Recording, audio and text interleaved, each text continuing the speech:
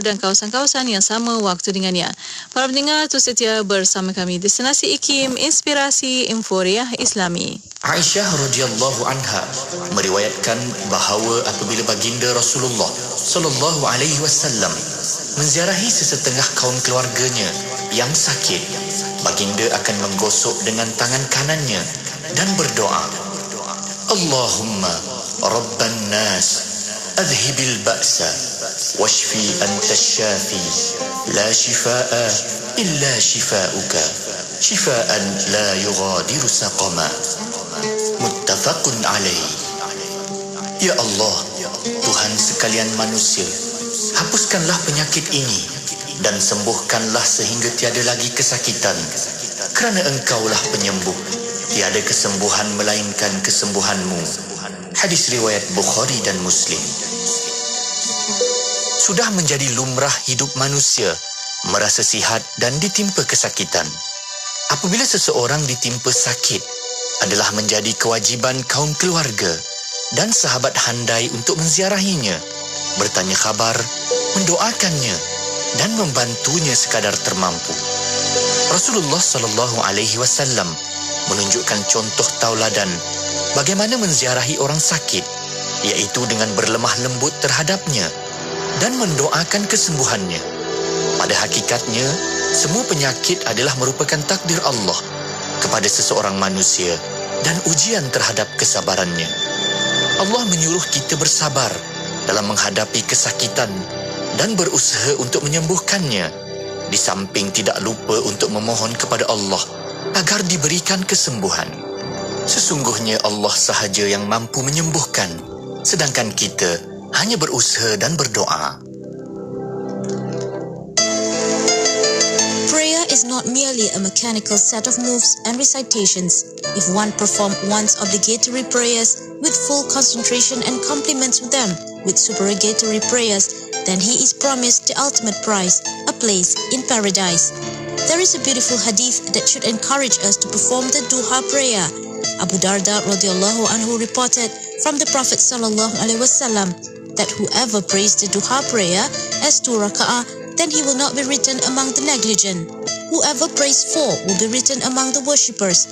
Whoever prays 6 will be given sufficiency through it for that day. Whoever prays 8, then Allah will make him among the obedient servants. And whoever prays 12, then Allah will build a house for him in paradise. And there is no day or night except that Allah showers extra favors upon His servants. And Allah has not favored any of His servants with anything than which He guides him to His remembrance. Narrated at Tabarani. Bismillahilladzi la yadurru ma'asmihi syai'un fil ard wala fis samai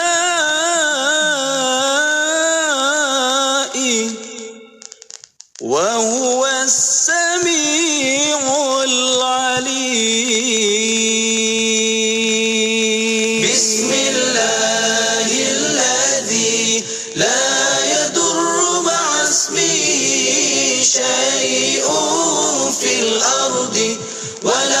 السماء وهو السميع العليم بسم الله الذي لا يضر مع اسمه شيء في الأرض ولا في السماء وهو السميع العليم بسم الله الذي لا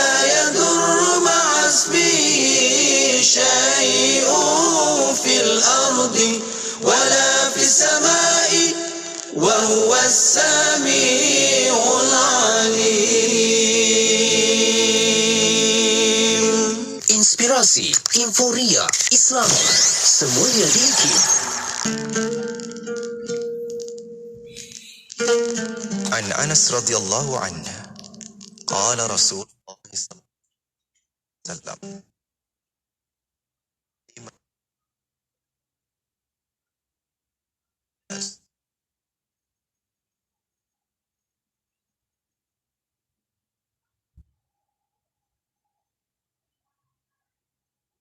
mengenai hal orang lain. أمسينا وأمسى الملك لله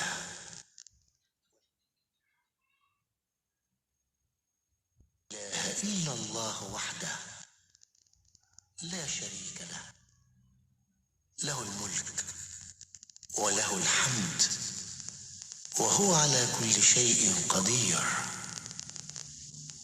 رب أسألك خير ما في هذه الليلة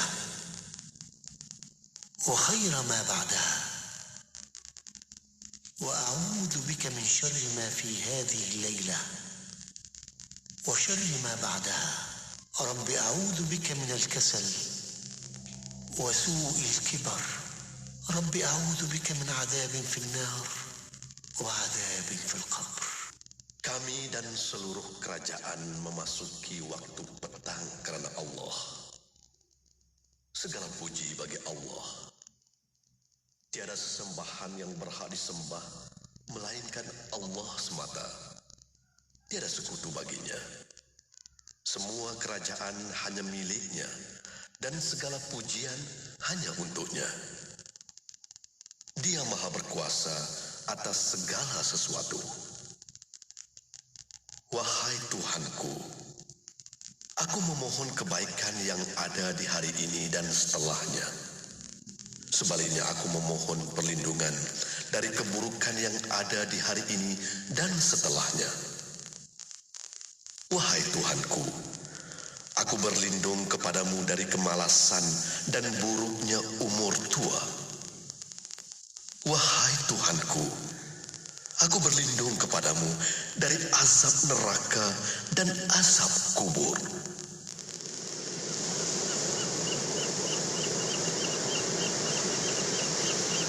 اللهم أنت السلام ومنك السلام وإليك يعود السلام فحينا يا ربنا بالسلام وأدخلنا الجنة دار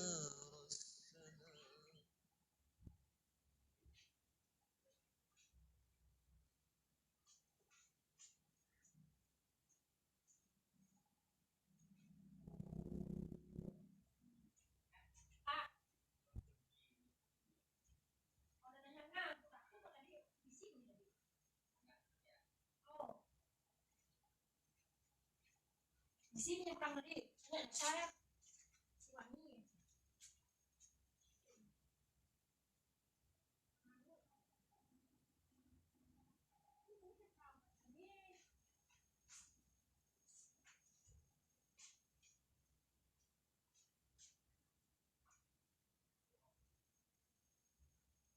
Jadi cermin sudah jam.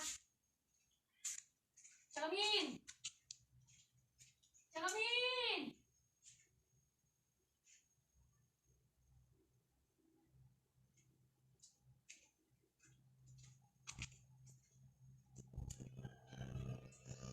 Dengan kesejahteraan.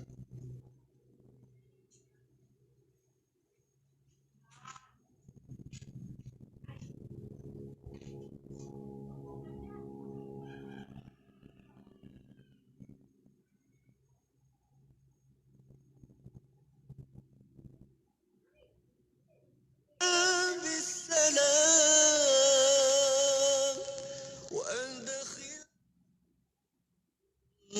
دار السلام. Destinasi IKIM Inspirasi Inforia Islami. Inspirasi Inforia Islami hanya di Radio Institut Kefahaman Islam Malaysia. Assalamualaikum warahmatullahi taala wabarakatuh.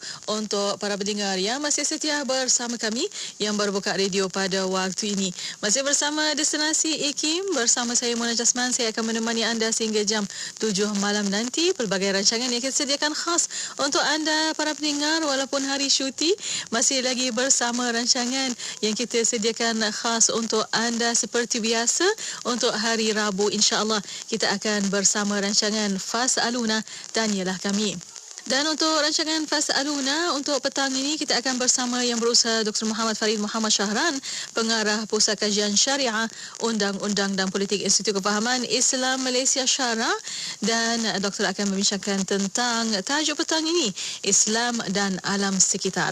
Dan untuk para pendengar, kita akan tonton di Facebook Live IKIM FM, di YouTube IKIM Media, dan untuk soalan pertanyaan boleh hantarkan melalui WhatsApp konti 01129004 dan juga boleh tinggalkan soalan anda di FB Live IKIM FM, di YouTube IKIM Media, dan juga boleh hantarkan soalan anda melalui email rancangan Fas'aluna fas@ikimfm.my fas@ikimfm.my. Dan para pendengar terus setia bersama kami, insya-Allah menantikan sebentar sahaja lagi bersama rancangan Fas'aluna dan ialah kami.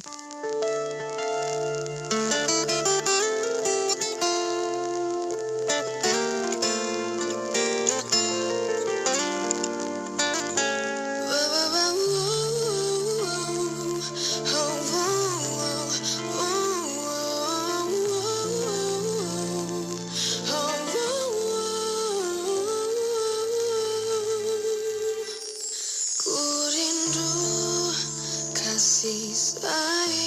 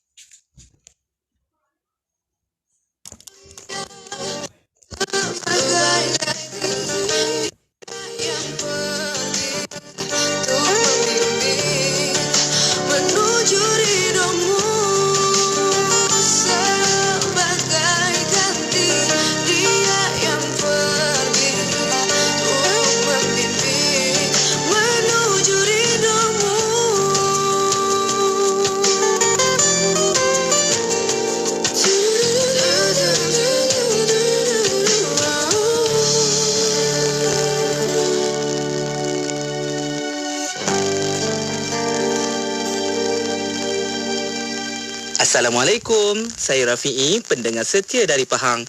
Radio IKIM memang menjadi pilihan saya sewaktu memandu dan bekerja. Tanpa Radio IKIM, rasa tak lengkap hidup ini. Untuk itu, anda juga kena teruskan mendengar Radio IKIM, Inspirasi Inforia Islami. Berita terkini, jadikan syarikat anda seorang kini dalam enjin carian di internet dengan penajaan program Radio IKIM tahun 2022.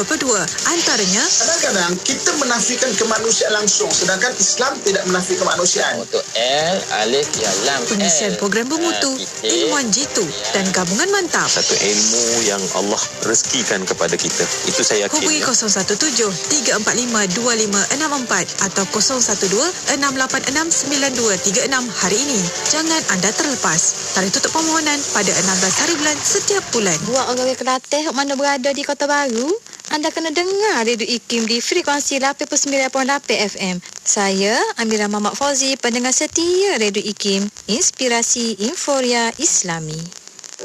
Bila kita bercakap tentang manusia, kita kena ingat, kita hendaklah fokus kepada insan itu dalam aspek yang rohnya. Sebab hari ini, dalam dunia hari ini, kekalutan hari ini yang kita banyak. Intipati agama itu adalah sesuatu yang baik. Jadi seharusnya kalaulah ada kepelbagaian pun, kepelbagaian itu harus ditangani dengan harmoni. Mengungkap persoalan kefahaman Islam dalam kehidupan. Anda mahukan lebih pencerahan? Tanyalah kami dalam Fas'aluna setiap hari Rabu jam 5.10 petang. Fas'aluna, tanyalah kami. Semestinya di IKIM, Inspirasi Inforia Islami. Bismillahirrahmanirrahim. Alhamdulillahirrabbilalamin. Wassalatu wassalamu ala asyrafil anbiya wal mursalin Sayyidina Muhammad wa ala alihi wa sahbihi ajma'in.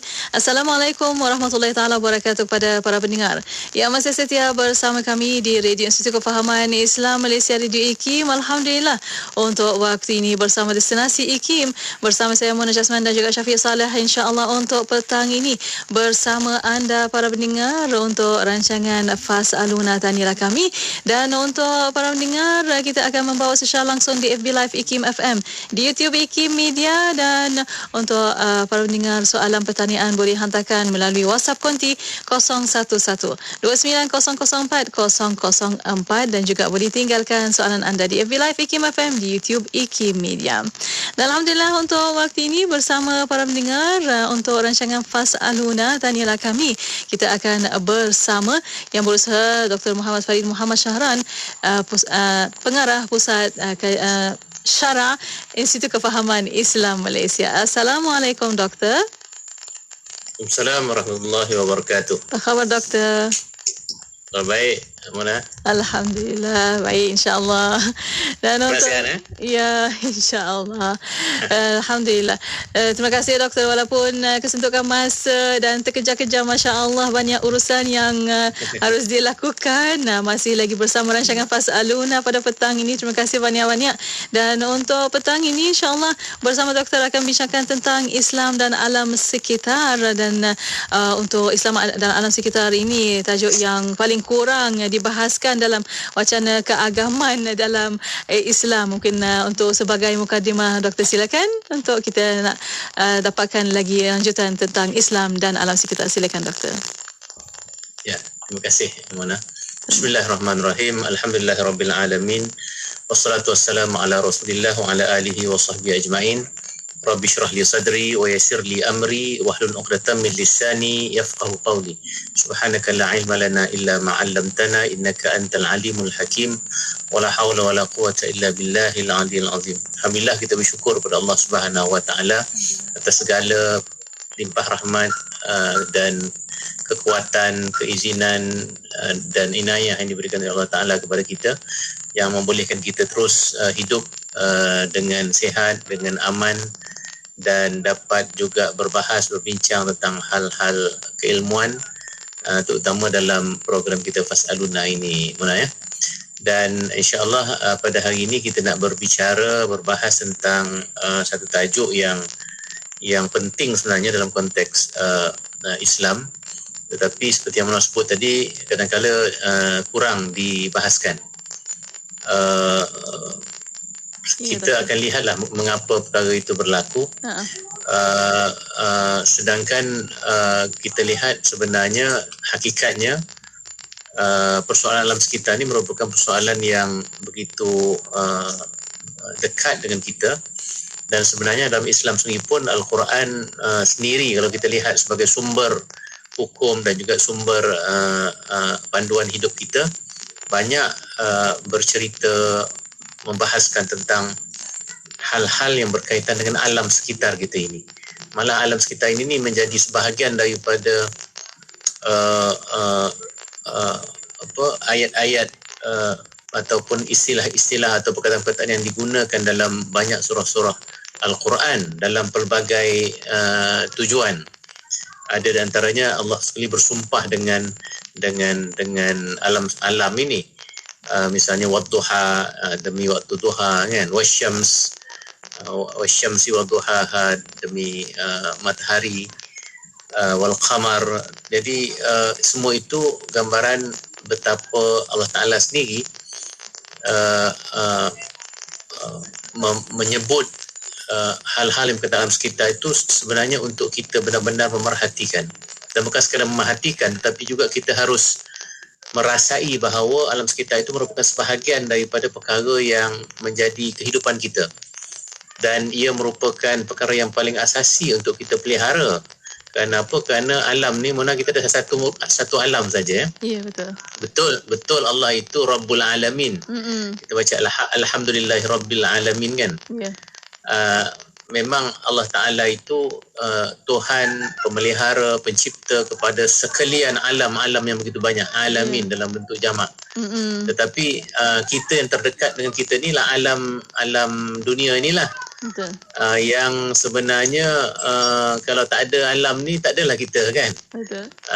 Kalau kita tak ada dunia ni, orang panggil kita meninggal dunia kan. Kita meninggalkan dunia ini. Meninggal dunia maknanya tak adalah kita di dunia ini. Inilah satu-satunya dunia yang dekat dengan kita. Dan kalau kita tidak memeliharanya, maka sudah pastilah nantinya kita akan merosakkan tempat tinggal kita, bukan sekadar untuk kita tetapi juga untuk generasi yang akan datang. Dan kita harus beramanah dan juga bertanggungjawab atas perkara tersebut.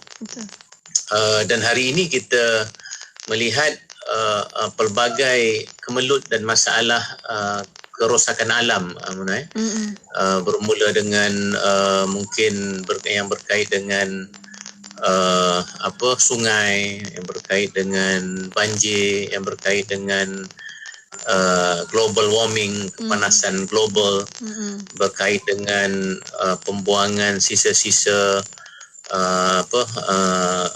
gas, rumah hijau dia panggil, dan juga carbon emission, macam-macam isu yang menyebabkan alam sekitar kita ini tercemar. Dan ini merupakan perkara yang besar sebenarnya, dan agama harus bercakap tentang perkara ini. Kadang-kadang kita dengar banyak persoalan alam sekitar ni diceritakan oleh orang sains misalnya, oleh orang environmentalist, orang yang concern tentang alam sekitar.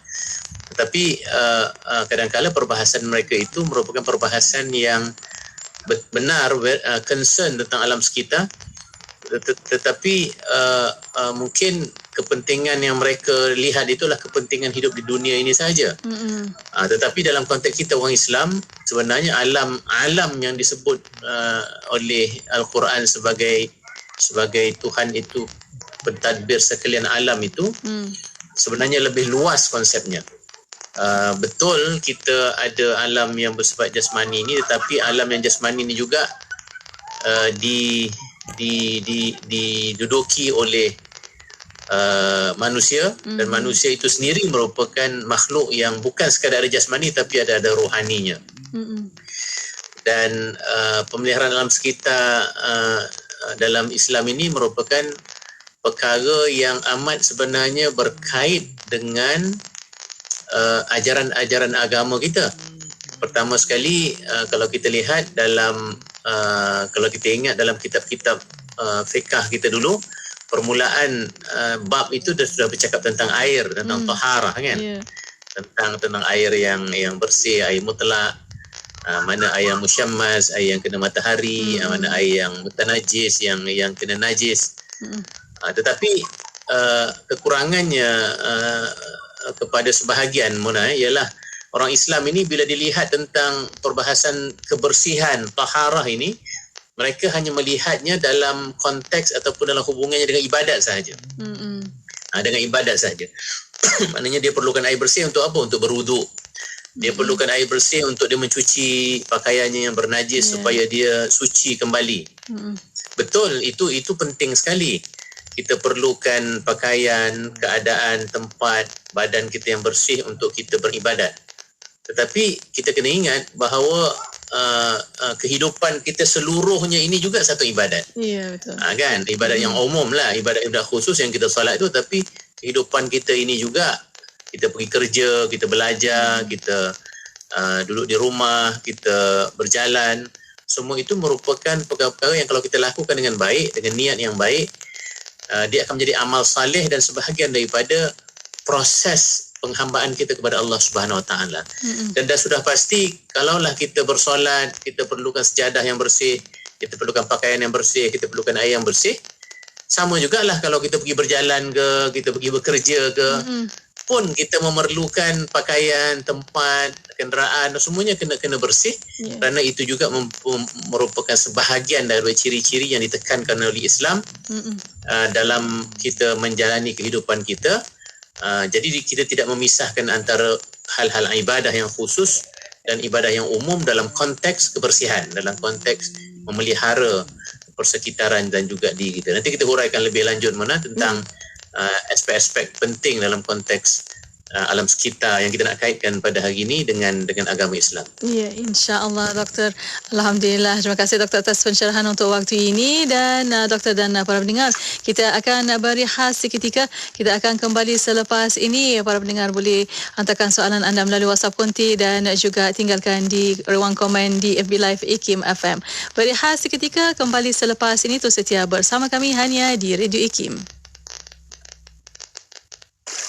لا إله إلا الله الملك الحق المبين محمد رسول الله صادق الوعد الآمين لا إله إلا الله الملك الحق المبين محمد رسول الله صادق الوعد الآمين لا إله إلا الله الملك الحق المبين محمد رسول الله صادق الوعد الآمين لا الملك الحق المبين محمد رسول الله صادق الوعد الآمين لا إله إلا الله الملك الحق المبين محمد رسول الله صادق الوعد الآمين لا إله إلا الله. Tiada Tuhan yang disembah dengan sebenar-benarnya melainkan Allah, Raja yang benar, yang jelas, dan Muhammad itu pesuruh Allah. Sesungguhnya Allah Maha Besar janjinya, lagi Maha amanah.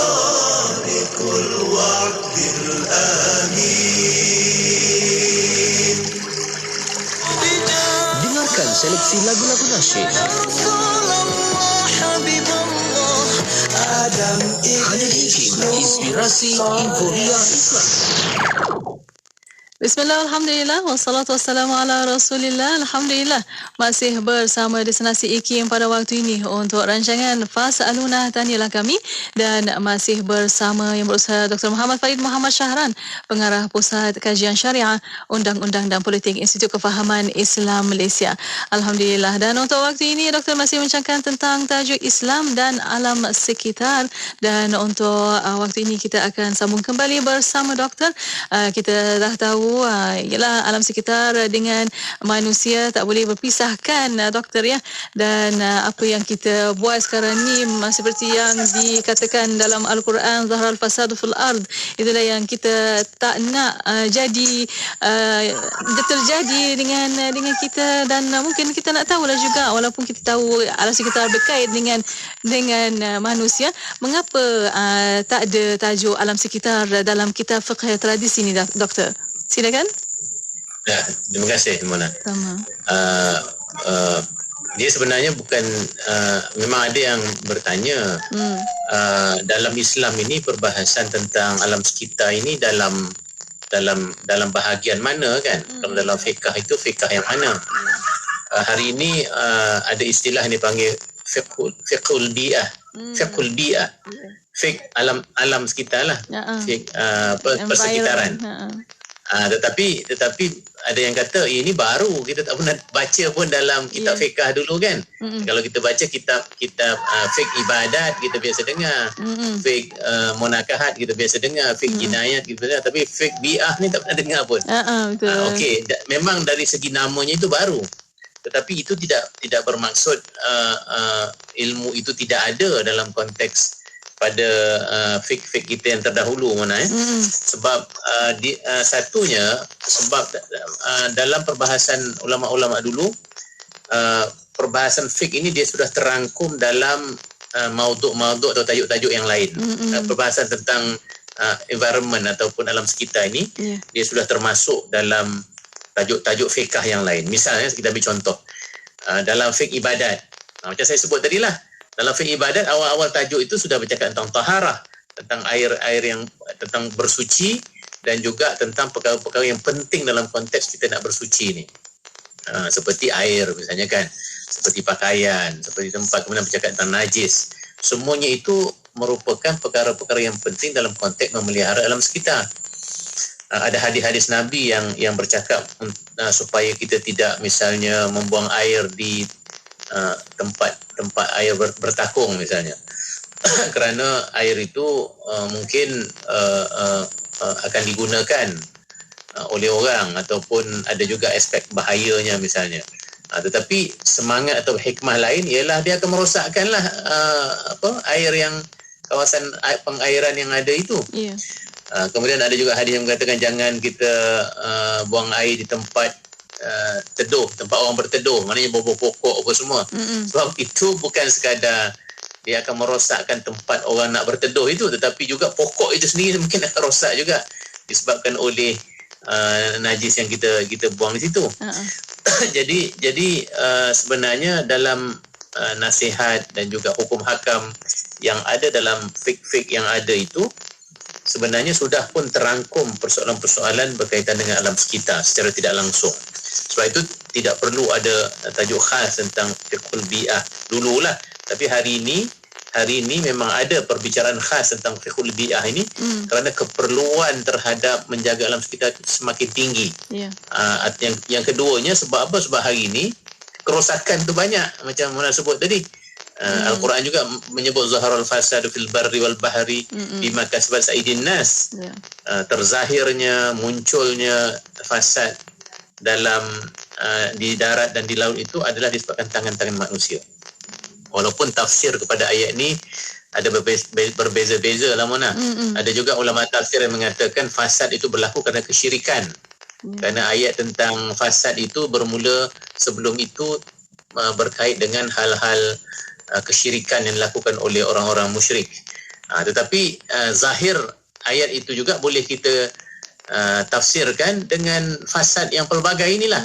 Dan tangan-tangan manusia itu pun boleh kita tafsirkan atau takwilkan kepada tangan-tangan yang merosakkan alam ini dengan buang sampah di mengatakan tempat, buang sisa buangan di sungai sehingga merosakkan sungai, gas-gas pembakaran terbuka menyebabkan alam sekitar kita panas dan juga karbon-karbon yang begitu banyak sekali. Kemudian ada juga dalam fik-fik dahulu bercakap tentang dalam fik muamalah misalnya, ada juga yang bercakap tentang dipanggil milkiyah, itu pemilikan. Pun ada perbicaraan misalnya tentang hakul intifa, hakul mirja, hakul syirb. Antaranya misalnya pada pembahasan tu kalau ada sungai yang besar, maka tak boleh misalnya kita claim atau kita dakwa itu kita punya. Sebab sungai itu dia mesti hak semua. Sebab ada hadis yang mengatakan al-muslimun syuraka fis salas fil kala'i wal ma'i wan nari. Bahawa orang Islam itu dia berkongsi 3 perkara kan, padang rumput, air dan juga api. Api pun tak boleh kalau api pun kita kata itu api kita. Allah Ta'ala jadikan api itu untuk semua kan, matahari misalnya. Baru ni saya ada terbaca berita ada orang dia claim, dia dakwa bahawa matahari itu dia punya. Allah. Jadi dia nak minta bayaran pada orang yang selama ni memakai pancaran matahari. Ini saya ingat dah tak betul dah cara berfikir. Betul. Jadi sebab itu hadis itu jelas mengatakan bahawa ada perkara-perkara yang kita kena kongsi bersama, terutama sekali hal-hal yang menjadi kepentingan bersama seperti sungai, seperti laut. Hari ini ada kadang-kadang dijadikan area private. Tak bolehlah hal-hal air apa semua ni sepatutnya menjadi hal-hal yang umum yang semua orang harus mendapat manfaat daripadanya. Jadi sebenarnya saya nak kembali mengatakan bahawa banyak perbahasan-perbahasan fiqh ni tak semestinya bila tidak ada perkataan fiqhul bi'ah, fiqh tentang alam sekitar dalam kitab-kitab terdahulu, maka Islam tak pentingkan alam sekitar. Sebenarnya satu, perbahasan itu banyak sekali. Yang kedua, Al-Quran sendiri seperti kita sebut tadi banyak bercakap tentang alam itu sendiri. Misalnya ada banyak ayat tentang taskhir, dia panggil taskhir. Ayat yang bercakap tentang misalnya wasakhkhara asy-syamsa wal qamar kullu yajri li ajalin musamma. Tuhan telah mentaskhirkan, telah memberikan kita matahari dan bulan semuanya berjalan dengan baik untuk manfaat kita bersama. Dalam surah Al-Ghashiyah yang kita dulu baca tu misalnya afala yanzuruna ilal ibili kaifa khuliqat wa ilas samai kaifa rufi'at wa ilal jibali kaifa nusibat dan seterusnya. Kenapa engkau tidak melihat, Tuhan kata unta yang aku jadikan? Kenapa kau tidak melihat sama kaifa rufi'at, bagaimana kami meninggikan langit itu, jibal kan, bagaimana kami menciptakan bukit bukau, macam mana kami memperkukuhkan bukit bukau, dan semua itu ada 2 sebab. Satu, Tuhan nak kita melihat kejadiannya, bukti dan hikmah dan kudrah, kehebatan, sifat-sifat kesempurnaan Tuhan. Tuhan menjadikan. Dah pasti kalau kita tengok bukit, tengok matahari ini, kita akan merasai bahawa hebatnya penciptanya. Kan? Kita apa yang kita boleh buat apa yang kita boleh cipta? Tak ada benda yang sebenarnya manusia ni cipta secara hakikinya. Kan? Orang yang buat kereta tu kadang-kadang dia bangga mencipta kereta. Sebenarnya dia tak cipta kereta. Dia hanya ambil bahan-bahan yang dah ada, yang Tuhan telah jadikan ini, dia pasang. Itu dipanggil creativity. Sebenarnya yang betul-betul kreatif, dia mengumpul-ngumpulkan saja. Dia tidak mencipta daripada tiada kepada ada. Betul. Kerana pencipta yang bertiada kepada ada ini hanya Allah Ta'ala sahaja.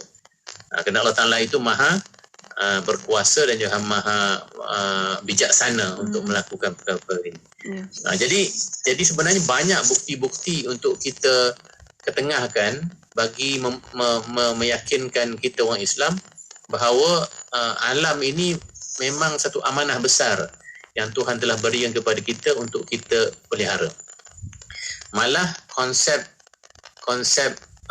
kebersihan ini, membersihkan alam sekitar apa semua ni sudah begitu serasi dengan agama Islam. Bermula dengan tauhid itu sendiri mana ya? Membersihkan apa? Membersihkan akidah kan? Tauhid itu membersihkan akidah. Yang itu sifatnya lebih spiritual lah, membersihkan akidah ataupun dia akli.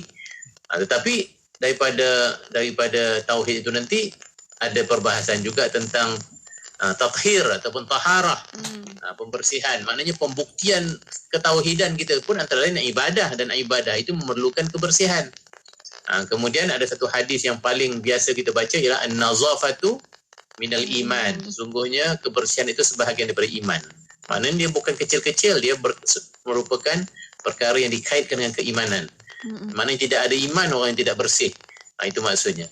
Sebab itu kebersihan itu menjadi prasyarat kepada ibadah, kepada ketundukan kita kepada Allah Subhanahu Wa Taala.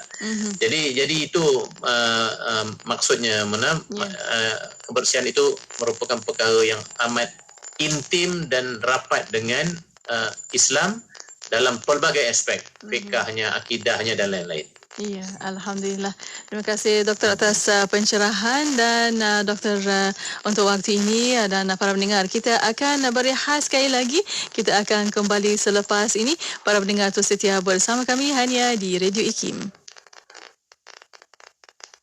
Tidak kira di mana jua, kami sentiasa bersama anda. IKIM, Inspirasi Inforia Islami. Tahap negara maju sudah tentunya kita mahu rakyat kita mempunyai kebolehan mengurus. Sudah tentunya ia mesti disokong dengan satu suasana ataupun persekitaran yang memberi galakan untuk mereka berprestasi tinggi. Jadi dengan ini saya harap negara kita akan menjadi negara maju. Tadi kata Nabi bukan itu maksud dia. Maksud dia adalah orang yang dia sembahyang. Dia sembahyang, tak tinggal apa semua, dia jaga solat dia. Wa yasumu, dan juga orang ini adalah orang yang berpuasa. Wa yatasaddaqu, dan orang yang bersedekah. Wa huwa yakhafullahu azza wa jalla. Sedang pada waktu itu apabila mereka solat, mereka puasa dan lain-lain, mereka takut kepada Allah Subhanahu wa taala. Dalam sembahyang pun boleh hadir perasaan takut. Ketika dia melaksanakan ibadat, dia menghadirkan perasaan takut. Takut apa? Takut tidak diterima oleh Allah Subhanahu Wa Taala. Ini yang paling kita bimbang. Beramal letih-letih, semayang banyak-banyak, ataupun semayang amal ibadat yang kita bawa, kemudian apabila hadir pada hari kiamat, Allah Subhanahu Wa Taala tak terima apa yang kita buat. Allah Subhanahu Wa Taala lemparkan balik kepada kita apa yang kita persembahkan. Kita bawa amal-amal banyak, amalan-amalan yang kita lakukan, tiba-tiba kita dianggap ataupun pada waktu itu kita termasuk dalam kategori orang yang muflis.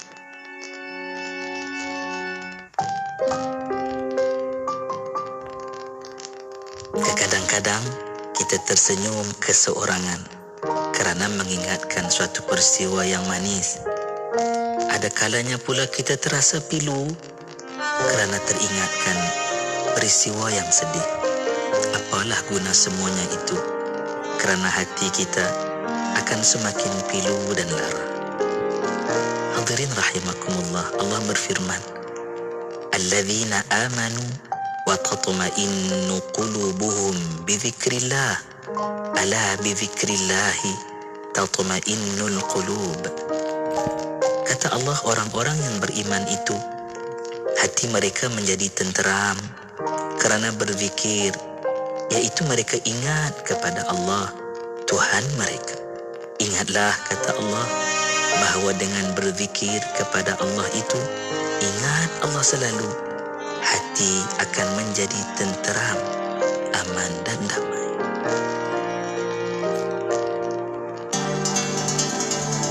استمروا معنا في إذاعتكم إذاعة معهد الوعي الإسلامي الماليزي لمبah Kelang 91.5 FM. Inspirasi Inforia Islami hanya di Radio Institut Kefahaman Islam Malaysia. Terima kasih kepada anda yang masih setia bersama kami untuk waktu ini, alhamdulillah. Dan Masya Allah, di Destinasi IKIM masih bersama rancangan Fas Aluna. Tanyalah kami bersama Yang Berusaha Dr. Muhammad Farid Muhammad Shahram, Pengarah Pusat Kajian Syariah, Undang-Undang dan Politik, Institut Kefahaman Islam Malaysia Syarak. Dan untuk waktu ini, Doktor masih mencangkan tentang tajuk Islam dan alam sekitar. Dan seperti yang Doktor sebutkan tadi, alam sekitar walaupun tak ada fiqh al-bi'ah yang terang-terang kena belajar macam fiqh yang lain, tapi ada kaitannya dalam Al-Quran dan Sunnah dah sebut segalanya. Dan mungkin Doktor untuk waktu ini kita nak tahu juga bagaimana pula orang yang tidak beragama atau sekular boleh lebih bersungguh dalam menjaga alam sekitar ini. Bagaimana Doktor? Silakan. Baik, terima kasih Mona. Itu satu benda yang selalu ditanya. Orang Islam ni kadang-kadang dilihat kena tak menjaga kebersihan. Negara lah contoh negara-negara Muslim kan. Saya tak sebutlah nama negara-negara tu. Tapi kita pemaklum lah, kadang-kadang ada sebahagian negara itu dari segi kebersihan amat rendah sekali. Sedangkan dibandingkan pula dengan negara seperti Jepun, saya sempat tengok dari segi indeks negara yang paling bersih mana dan 10 yang pertama tu semua bukan negara Islam. bukan negara Muslim. Sebab yang antara yang top 10 ialah negara macam Denmark, Luxembourg, Switzerland, UK, Sweden, Germany.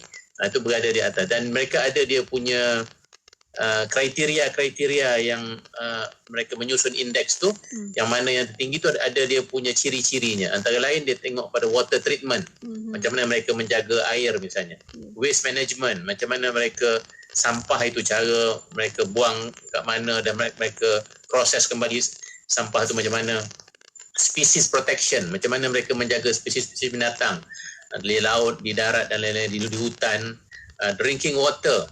Saya pernah pergi ke negara-negara barat di Sweden, di Leiden, di Belanda, di Jepun. Kita boleh minum air paipnya itu terus dekat hotel tu, kita boleh ambil cawan terus ambil air paipnya kita minum kerana dia punya proses tu cukup bersih sekali. Kalau tengok longkang pun ada ikan juga Doktor kan? Ya betul. Sungainya, longkangnya, parit di tepi tu pun bersih sampai ada ikan. Jadi itu merupakan satu semangat yang amat tinggi untuk menjaga kebersihan. Begitu juga dengan sanitation, tandas-tandas mereka, carbon emission, mereka ke arah misalnya tak nak dah keluarkan kereta-kereta yang keluarkan asap daripada petrol ini, tapi mungkin ke arah kereta elektrik yang tidak keluarkan asap kerana nak memelihara alam sekitar. Okey, persoalannya kenapa mereka yang sebahagian besarnya negara sekular, negara yang kadang tak percaya kepada Tuhan pun, tapi boleh bersungguh-sungguh? Jawapannya kerana mereka amat pragmatik, mereka nak praktikal, mereka nak, sebab mereka dah hidup kat atas dunia ni, dan mereka sudah pastilah bila kita nak hidup dengan cara yang baik, yang walaupun mereka mungkin tak percaya kepada hari akhirat, tapi dunia yang satu-satunya dunia yang dia hidup ini, pastinya dia nak benda itu bersih. Okey, kita orang Islam pula Mona. Kita share juga. Kita pun percaya bahawa kalau duduk kat pejabat ke kat rumah ke mana, kat mana-mana kita nak duduk dalam keadaan yang seronok lah. Selesa, bersih apa semua. Plus campur tambah lagi dengan kita ni agama kita sendiri mengajar. Yang macam kita sebut tadi, akidah kita juga mengatakan bahawa alam ini merupakan kejadian Tuhan yang menjadi tanda kebesaran Tuhan. Dah pasti kalau kita rosakkan alam ini, kita merosakkan tanda-tanda kebesaran Tuhan. Kalau ada orang yang ubah ayat Quran, kita bising mana oh ini mengubah ayat Quran apa semua, kita sensitif kitanya.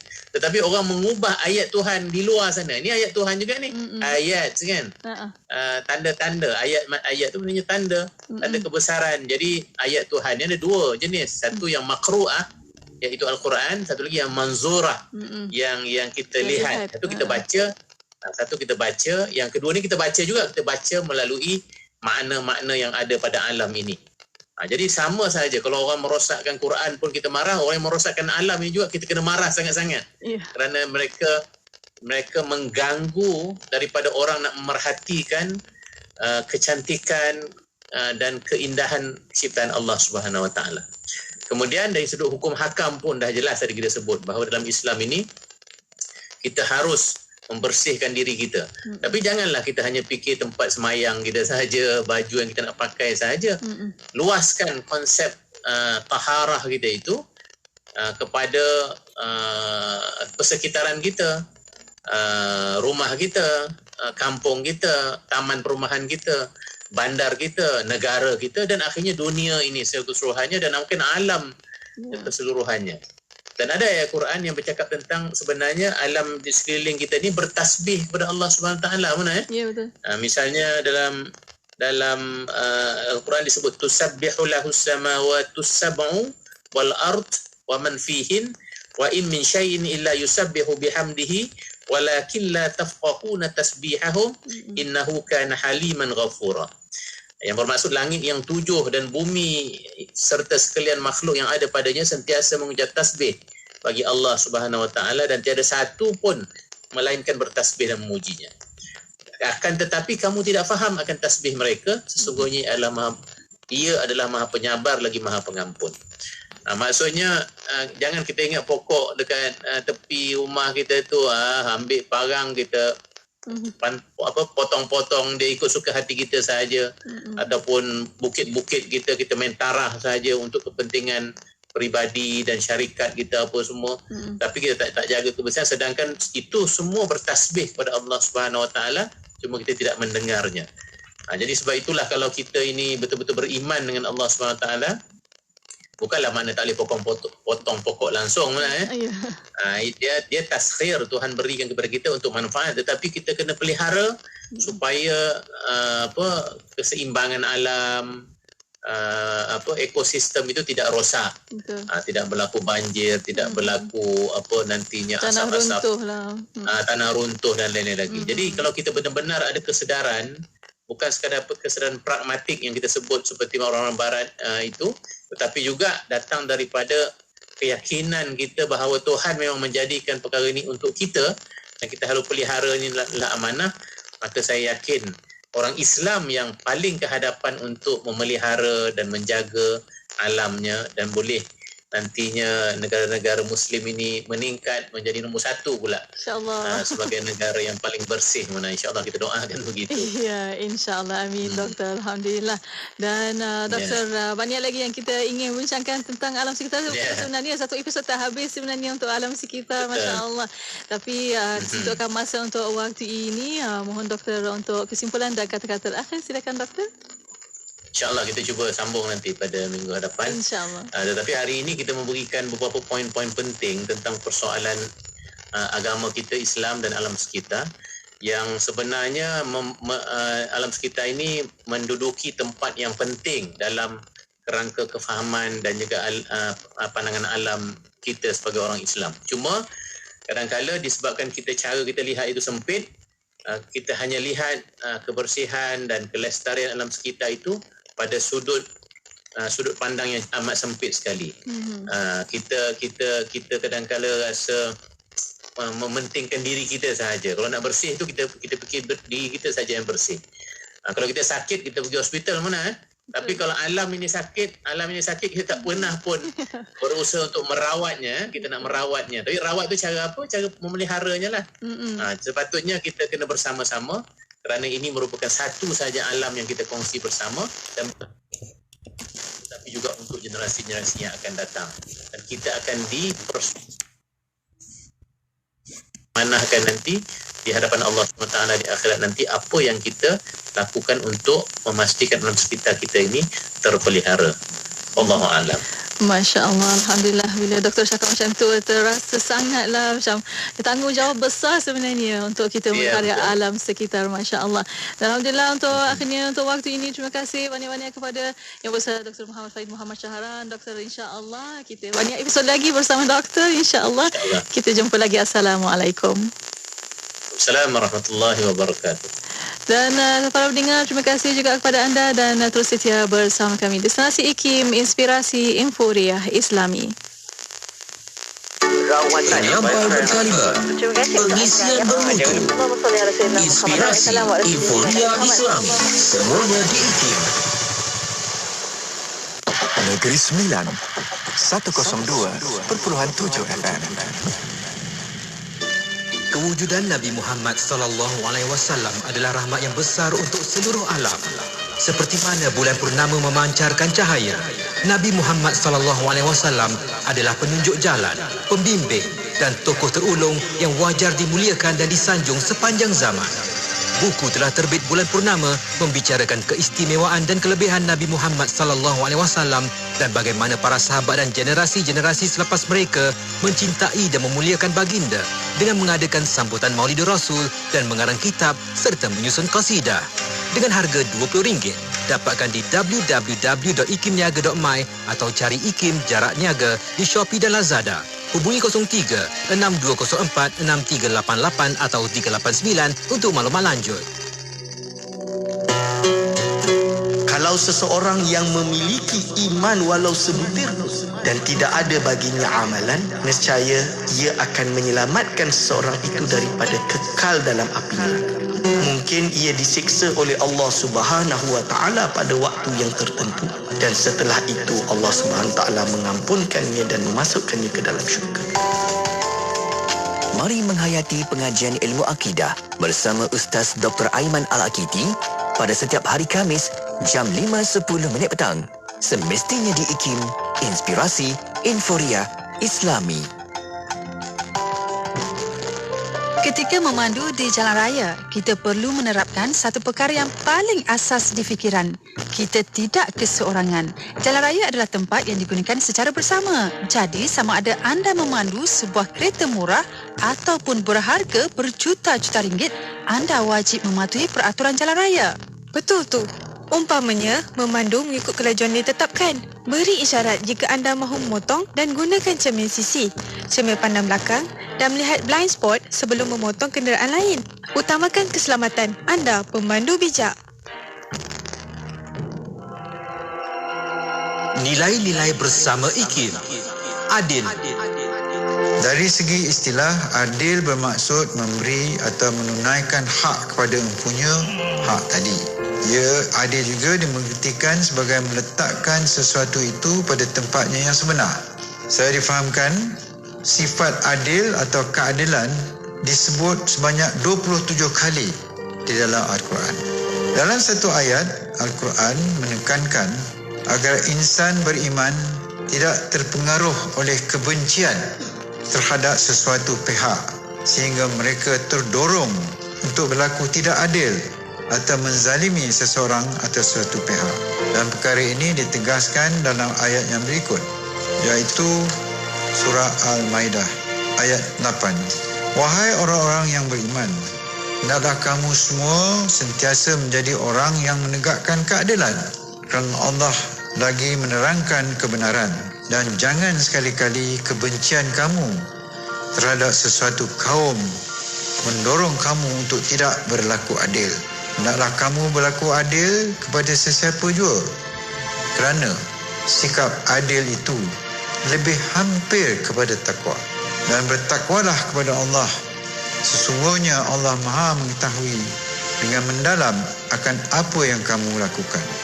Ayat ini jelas menyuruh manusia berlaku adil dalam semua perkara dan dalam apa jua keadaan, hatta terhadap musuh atau orang yang kita benci. Petikan ucapan Allahyarham Tun Ahmad Sarji bin Abdul Hamid, mantan pengurusi IKIM. Tidak kira di mana jua, kami sentiasa bersama anda. IKIM, Inspirasi Inforia Islami.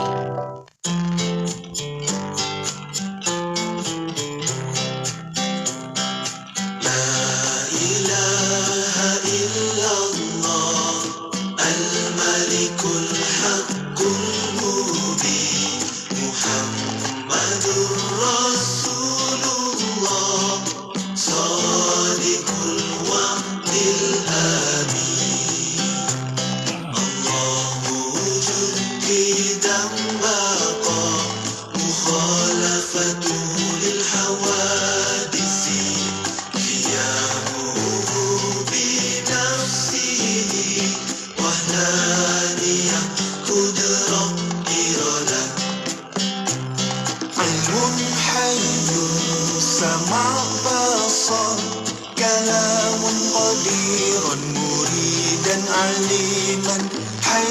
سميعا بصيرا متكلما لا إله إلا الله الملك الحق المبين محمد رسول الله صادق الوعد الأمين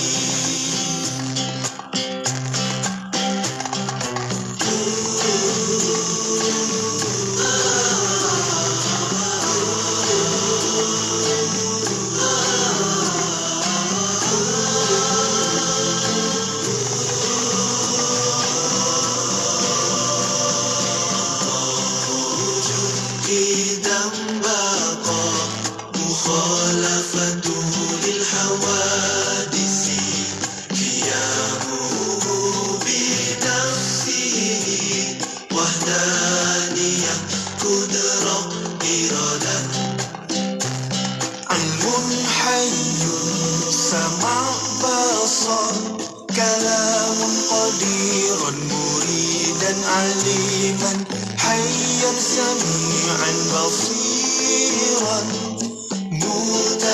متكلما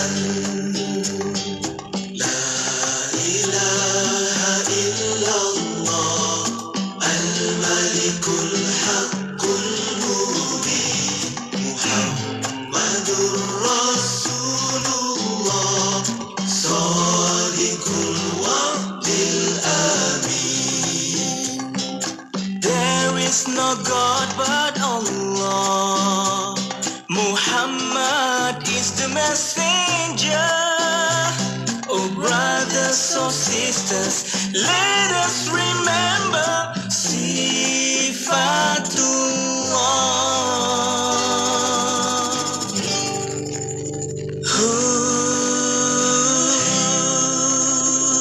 Inspirasi, Inforia, Islami, semuanya di IKIM. Pengumuman azan maghrib ini dibawakan khas oleh Yayasan Izi Prihatin. Sayangi saudara kita seperti mana kita menyayangi diri sendiri. Kongsi rezeki dengan mereka yang memerlukan. Hubungi 018-971-7624 atau layari Yayasan Izi